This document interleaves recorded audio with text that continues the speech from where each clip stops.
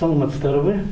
Бүгін біз Қырғызстандағы ақырқы басма сөз еркіндігі, басма сөз навалы, сөз еркіндігі жөніндегі мәселе талқылайлы деп студиябызға белгілі журналист Есенбай Нұрышевті шақырдық.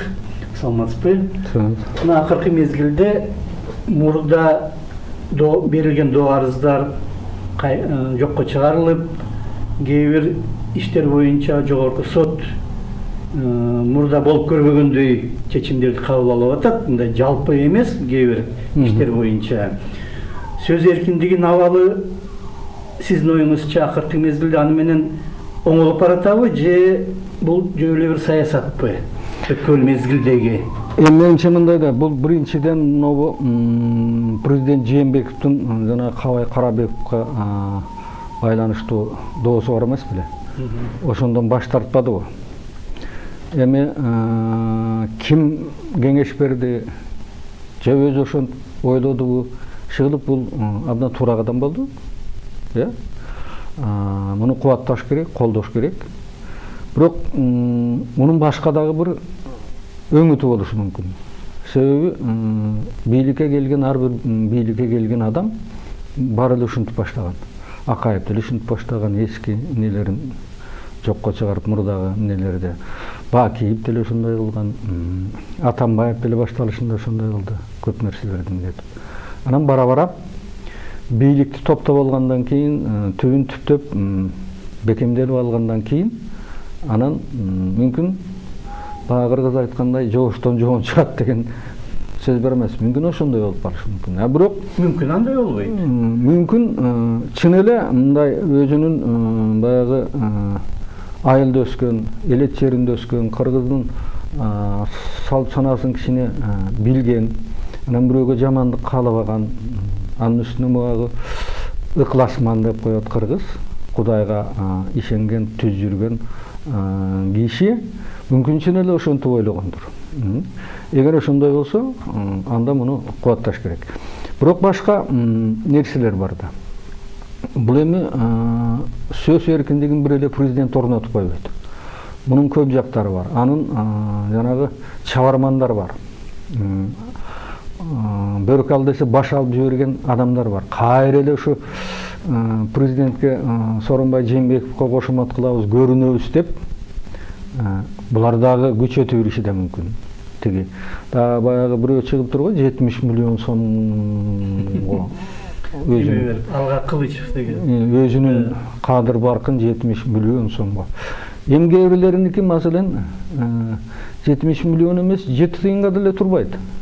Кээ бирлеринин кадыр баркы. Ошол чоң эле авторитеттүү бийликте турган кишилердики деле.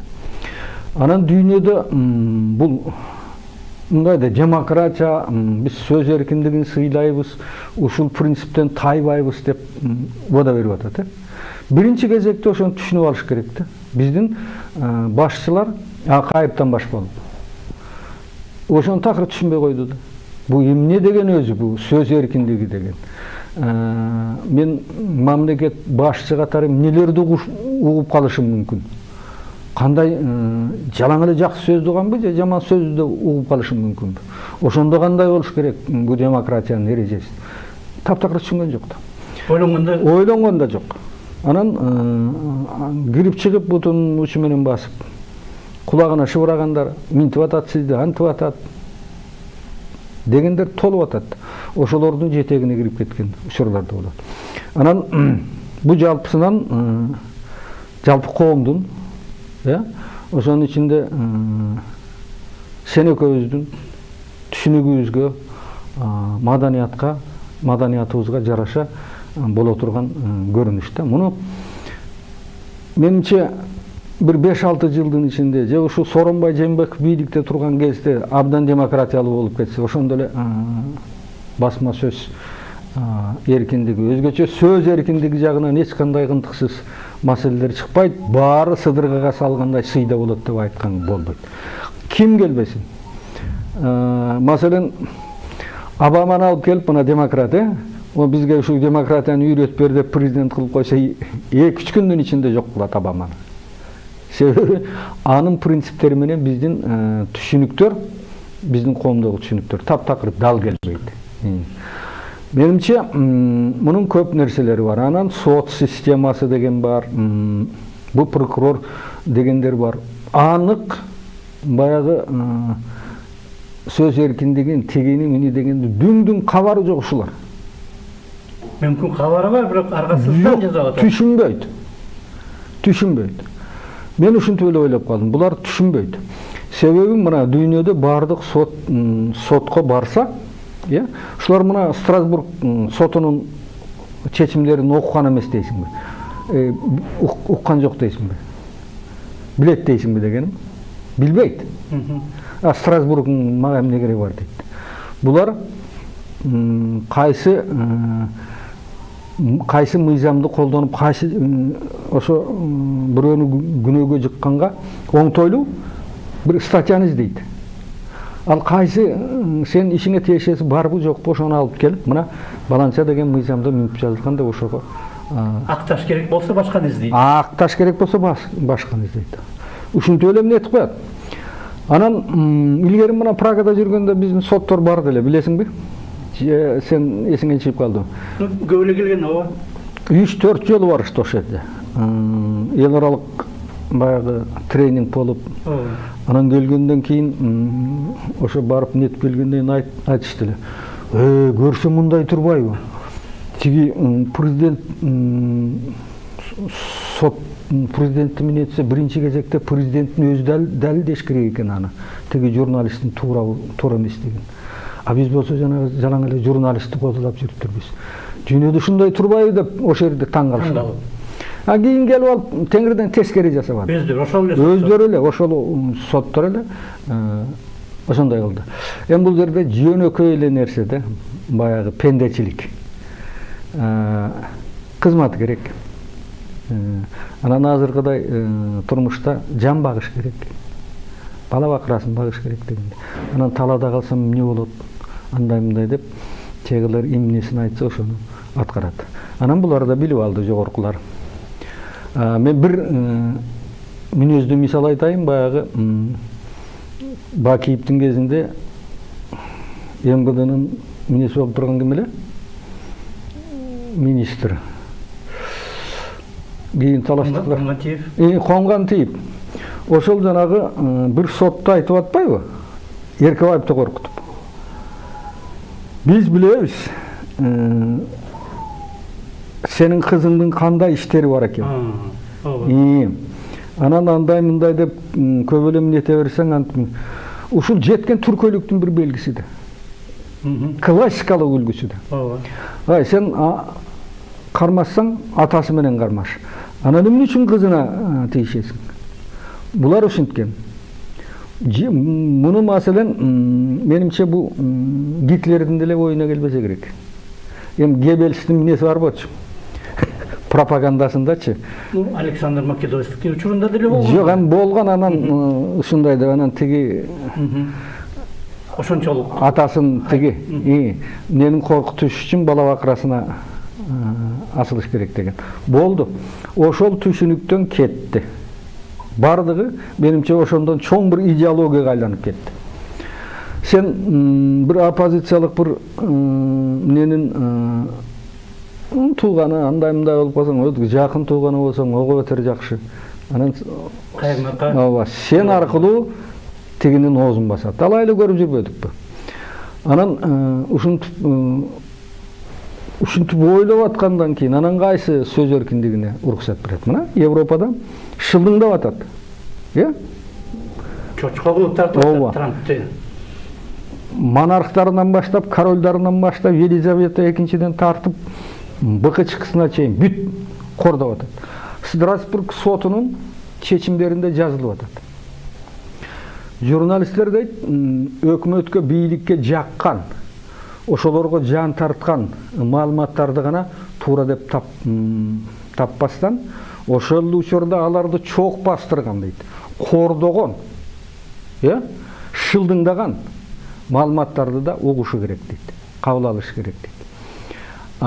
Анан басма сөз журналисттердин ушундай макалаларды жазганга толук акысы бар дейт. Эгер антип мунун баарын жазбаса, жалаң эле бир тараптуу мактап нете берсе, ал демократия эмес, сөз эркиндиги эмес, сөз эркиндигинин кыйрын чектегендик деп.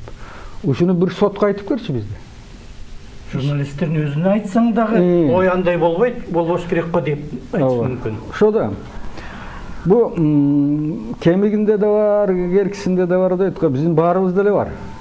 Бир беткей тарбия алганбыз, бир беткей бирдемени бекем карманып алганбыз. Анан бу сөз эркиндиги деген келгенде, ошону кичине ойлонуп көрүш керек эле да, бу башка өлкөлөрдө кандай экен, бу өзү эмне деген деме бу? Каерден башталат да, каерден бүтөт. Деген сыяктуучу. Бизде жок да, андай түшүнүк жок. Ошол эле сен айтып аткандай мына журналисттердин өзүндө жок. Алар мына мисалга 5 арыз берди 17-жылы Занозага каршы Жолдубаева президенттин атынан. Бир дагы журналист ошол кайсы мына Занозадан башкаларды да, башка чөйрөдөбүз да. Ошол эмне деген макала экен? Кайсы сөзү туура эмес болуп калыптыр? Эмне үчүн муну сот аркылуу куугунтуктап атат деп эч ким анализ жасаган жок. Адвокаттардан башка же атайын мына колдой турган уюмдардан башка журналисттер болгон анализи булар минтип айтып атат, бийлик тигинтип айтып атат деп коет, болду. Ошону мен милдетимди аткардым деп эсептейт. Жама ага акылы жетпейт да. Сен айтып аткан аналитиктердин өздөрүн аналитик деп эсептегендердин. Мен жөнөкөй эле бир мисал айтайын, жанагы Бекетаев деген бар экен го, Бекетаевпи, Бакет Бекетаев. Өткөндө Атамбаевдин несинде суроо берип атат. Биринчи ошо суроо берди.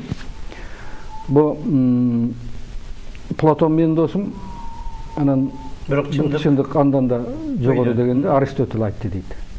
Ой, Аристотель Платондун канча жыл жок, Платондун шакирти да. Ооба. Анан кантип Платон менин досум деп айтсын. Бу Аристотельдики эмес, Сократтыкы. Ооба. Анан бу Сооронбай Жээнбековдун эмнесинде эмне кайсы дискурс болуп кетти. Көрдүңбү? Дискурс дегенди өзү да түшүнбөйт окшойт. Анан мындай да, тияктан бияктан андай мындай сөздү үйрөнүп алышат дагы, анан өздөрүн билимдүү көрсөтүш үчүн журналисттер. Иә? Дүйнөлүк стандарт менен ойлоп аткансып, дүйнөлүк стандарт менен иштеп аткансып, жөн эле статистин ролун аткарып атат. Себеби аларга дагы жан керек, башкача айтканда. Коркот. Мындай болуп калса, маселен ушу нарын айып жөнүндө жазганда эле андай эмне дегенде, кокус эртеңде мен ушу нарын айыптай болуп калбайын деп. Ички цензура. Ички цензурасы да бар. Анан экинчиден аны таяк баягын карап чыгыш үчүн акыл керек, билим керек деп айтат. Анан жөнүндө көчөдөн алып келип анан даңкылдатып кое берген билим эмес, илим эмес, ал анализ эмес. Анан эң негизгиси ушул Жолдубаева дегени бир көз карандысыз, мыкты прокурор болсо, тиги Атамбаевдин доосун кабыл албай коет эле. Анын атынан бербейт эле. Ооба, бербейт эле. Анан ал жерде башка да процедуралар бар эле. Мынтип эскертүү жасайлы, мындай кылайлы. Анан ошол чакырып сүйлөшүү. Ооба. Ошол жумуштардын баары жасалгандан кийин ага деле моюн бербей, анан мынтип болбой эле жамандап атса, анда бир чарасын көрөйлү деп. Анан ал жерде Атамбаевдин абирине доо кетире турган маселени сенде эчтеме жок. Болгону 92-жылдары борбордук гезиттер жазган ошол маселени. Ошол эле Айтматовдун сөзүн, ошол эле 90-жылдары, ошол эле тиги Акаевдин сөзүн, Кийин өзү интервью да берип атпайбы Акаев? Ошолордун баарын ошо кезде Атамбаев сотко бербейби? Андай эмес деп, менин абириме силер шек келтирдиңер деп. Ал жөн гана бир ошону макул эми Атамбаев ошентип берсин, бирок жанагы соттор, прокурорлор карабайсыңбы? Ошол канча десе ошонун баарын аткарып берип атпайбы? 3 миллион. Кичинекей жаңылык 10-15 сап жаңылык болсо деле 3 миллион. Ооба. 5 бетке жазылган аналитикалык макала болсо деле а деле 3 миллион. Баары ушундай. Анан бир гана ушул маселе эмес, эми мына вечерний Бишкек, өзгөрүнүп эле тартып алды да. Ооба. Жана каяктагы бир Рябушкин дегенди таап келди. Өзүн гана десем мурдун көрсөткөн. Анан ошону сатып берген өзүнүн пакетин. тиги 2000-жылы Акаевдин уулуна. Анан алмага күйөө баласына. Анан алмага төлөбөй койду деп анан кайра келип эми ушуну чыгарбады. 400 канча миллион дейт. Каяктан алган 400 канча миллион дейт. Бул соттор деген буларды сот деп айтыш кыйын да. Оозун барбайт. Жөн гана бийлиги бар. Ошого такап анан кийин өзүнүн каалаганын чалма кейин чалган кишилер. Өткөндө жанагы Талант Масадыков деген бар экен го, кандидат болгон. Ооба, талапкер болгон президентке. Ошол абдан туура айтты. Бизде бул сот адилеттиги деген жок, түшүнүк жок. Курал бүтө элекпиз, келе элекпиз. Анан ушундай болуп отурганда кайсы сөз эркиндигин жөнүндө айтыш керек. Жанагы прокуратура козгойт деген пункт бар го. Атайын мыйзам бар экен. 2003-жылы кабыл алынган. 2003-жылы. Аны да жакшы билебиз да, кантип кабыл алынган, кандайча кабыл алынган. Бул биринчи жолу мына Элсин кеткенде Путин эртеси указ жарыялаган. Экс-президент жөнүндө андай бардыгын жазган да ошолдо ушундай сабы бар болчу. Тиги куугунтукталбайт, үй бүлөсү тиги андай мындай деген сыяктуу. Жоопко тартылбайт. Анын тиги андай мындай минесин келсе, бир шыбыңдаса, прокуратура, кийин прокуратура коргойт андай мындай деген. Ошол указ боюнча чыккан. Анан кийин Юрий Скратов деген болгон, билесиңби? Прокурор. Ошонун кезинде. Италия бир кабарчы менен ушу сүйлөшүп отуруп, ошол айтыптыр. Путиндин указы конституцияга каршы келет деп. Болду. Ичине келип, Скратовду да жок кылды Путин. Анан бир жылдан кийин 2001-жылы Думага мыйзам болуп киргизди. Указды мыйзам байлантып. Мыйзам болуп кирди. Указ ындай экен деп. Бүттү. Ошондон кийин биздин эмнеди карап турду. Ушундук экен деп туруп, 2003-жылы мына бизде ошол ксерокопия жазылды. Ооба, мыйзамды кабыл алышкан. Да биле койду да, кийин кетсе, кызматтан кетсе. Ушу бекем ушу мыйзам мени сактап калат деп, бирок Акаевден мыйзам сактай алган жок. Туурабы? Ошол эле мыйзам мына Бакиевдин учурунда иштеди. Бакиевди да сактай алган жок. Атамбаевдин эми учурунда колдонуп көрүштү мына. Нет. Миллиондогон доо. Эми менимче мунун баардыгы кайра каралат. Каралбаса, анда азыркы бийликтен ишенич кетет. Сөйөл көрүп турат эми. Аны үчүн сөзсүз эле бир чоң башы казандай болгон бир юрист болуштун кереги жок. Кантип, кандай жолдор менен, эмне деген аргументтер менен ошондой чечим чыгарат бул соттор. Бар көрүп турат. Баялынын Байгыранын баласы деле түшүнүп атат аны. Анан эң негизгиси азыр ушуларда, эгер ушуларды кайра каралбаса бир иши, күнөөсү болсо чын эле, омоктуу бир далили болсо, эмнеси болсо алдына коюп туруп, мына ушул болду. Күнөөң бар экен, жазаңды тартасың деп. Күнөөсү жок туруп, жөн эле вечерканы жөн эле тартып алды. Атамбаевди бирөө сөккөн жок. Ал өзүндөй жанагындай өзү сөккөндө алар бул жөн эле пикирин айткан деп соттор айтып атат. Эгер ошондой сөздөрдү колдонсо ким бирөө? Атамбаев ким билет эми, Атамбаев өзү болбосо да башкалар бул атылыш керек, атуу өлүм жазасын киргизиш керек деп чыкмак. Ушундай да 200-дүүлүк таптакыр түшүнбөгөн, тиш өтпөгөн, тил өтпөгөн. Бул ошо сотторго айткандан көрө каттуу бакырсаң, мына дубалдан да бир немелер көчүп түшөт. Буларга так эчтеме этпейт. Ушундай система болуп калды да. Ушуну Акаевдин учурунда да ушинтип баштаган. Бакиевдин учурунда да колдонушту. Ошондон бери келатат ушул система. Мына 2003-жылдагы мыйзамды айтып калдык. Президенттин ишин, аракеттерин колдоо боюнча ушундай аты. Анысы аз келгенсип, экс-президенттерге дагы толук эбегейсиз иммунитет берип койбойду. Өмүр бою соттолбойт, суракка чакырылбайт, андай мындай деген. Бул өзү бул дагы дүйнөдө жок нерсе да. Мына мен айтайын, Францияда маселен экс-президент жөнүндө мыйзам бар ал жерде. экс-президенттерге кандай артыкчылыктар берилет, эмне кылыш керек. Франциянын экс-президенти жанагы учредительный бирдеме деп коет, конституциялык соттун рангасына келген бир кеңешке өмүр бою мүчө боло алат. Ал жерде 100 000 евро акча берет, айлык берет. Жылына. Ошону алып, ошол жерде иштей бересиң. Эмне болот? Сакчы берет бир, медициналык тейлөөдөн бекер иши кылып бала бакыраң 17-ге чыкмайынча бардык ошолор тейлейт.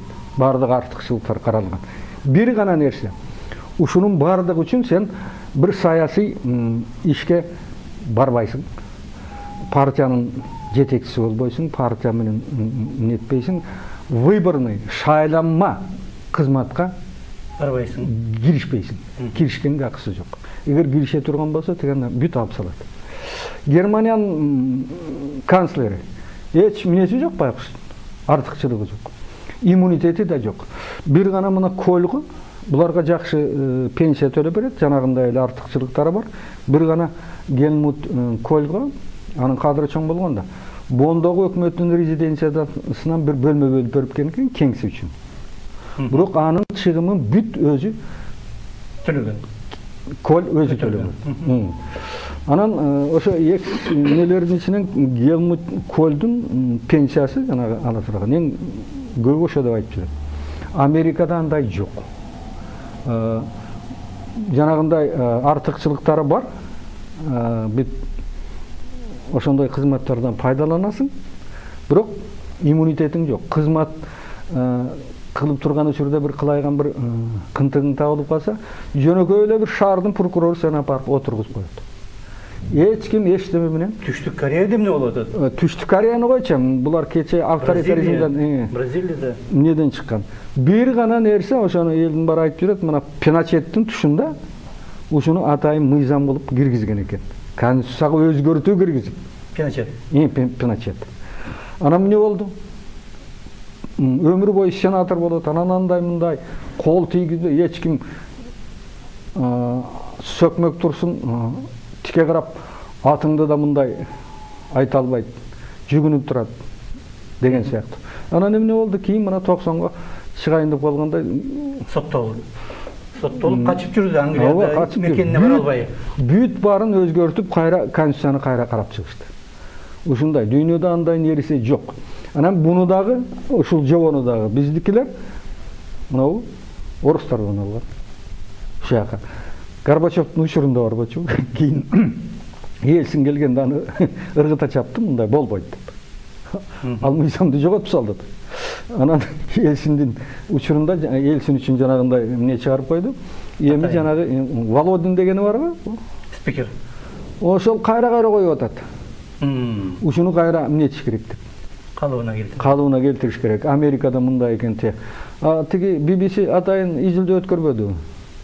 Ушу Володин айтканы туурабы, туура эмеспи? Тиги Америкада президенттин ар намысын коргой турган мыйзам бар бекен, жок болгон. Жок да аларда.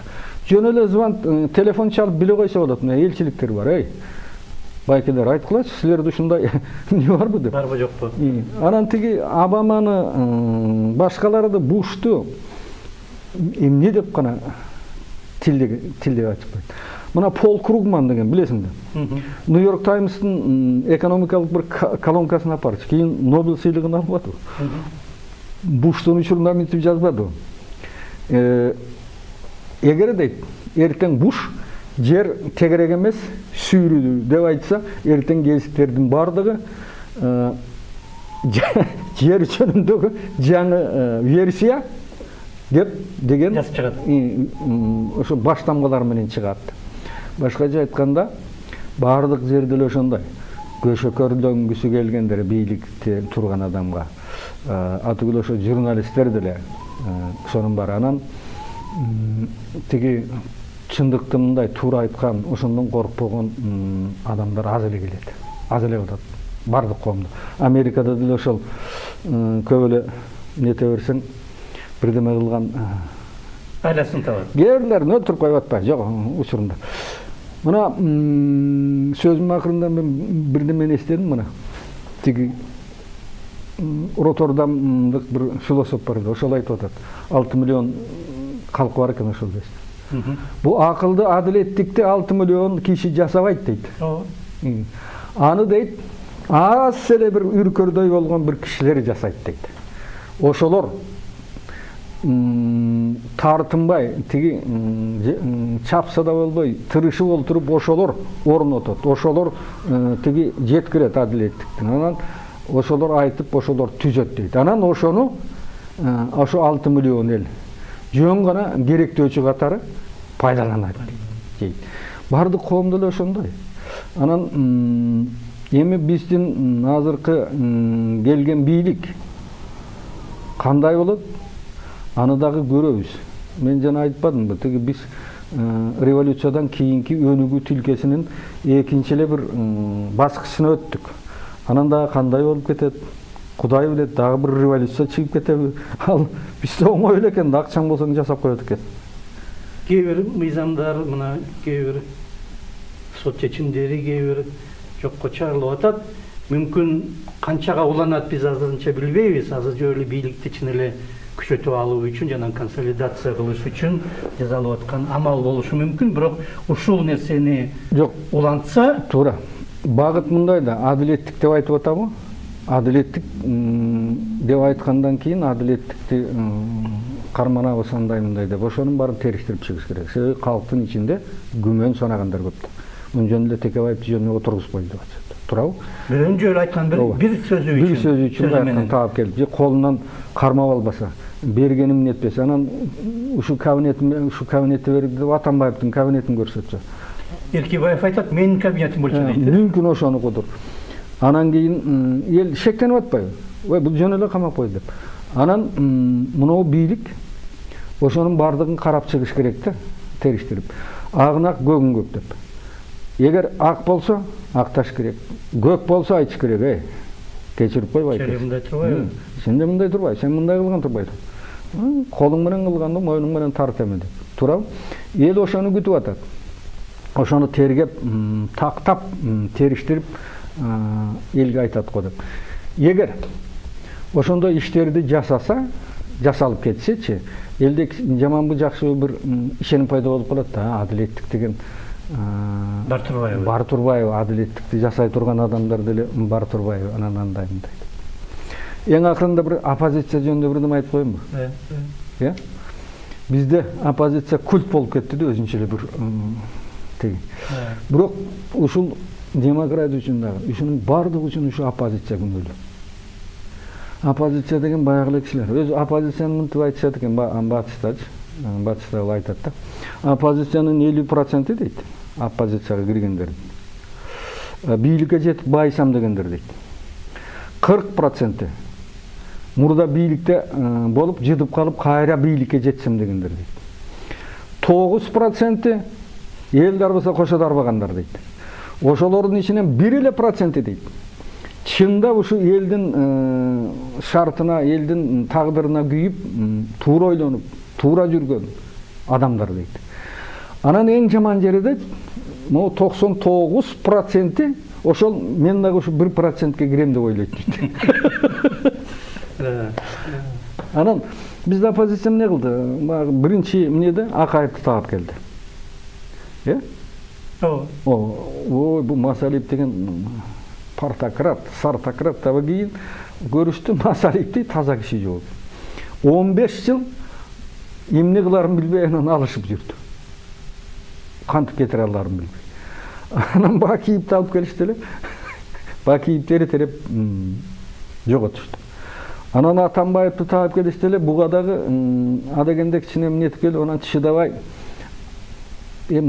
кетсинчи эртерээк тынбай кулачы деп отуруп кетти. Эми дагы опурулуп атышат, андай мындай болуп кетет, андай мындай.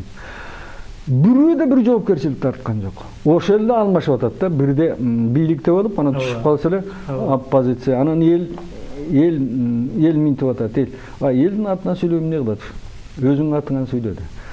Оюң болсо, айта турган сөзүң болсо тик айт, антмит. Азыр эл деген элди да товар кылып алышты. Бир бомж сүйлөсө да менин артымда эл турат деп сүйлөй турган болуп алды. элдин атынан эч ким ушу сүйлө деп мандат берген эмес. Ушундай популизмге келдик. Муну айтып да түшүндүрө албайсың. Тиги элдин өзүнө да түшүндүрө албайсың. Рахмат чоң, биздин убактыбыз дагы бүтүп калды. Биз бүгүн басма сөздүн абалы жана сөз эркиндиги жөнүндө талкууладык. Биздин студияда белгилүү журналист жана коомдук ишмер Эсенбай Нурушев болду. Рахмат сизге. Рахмат сизге.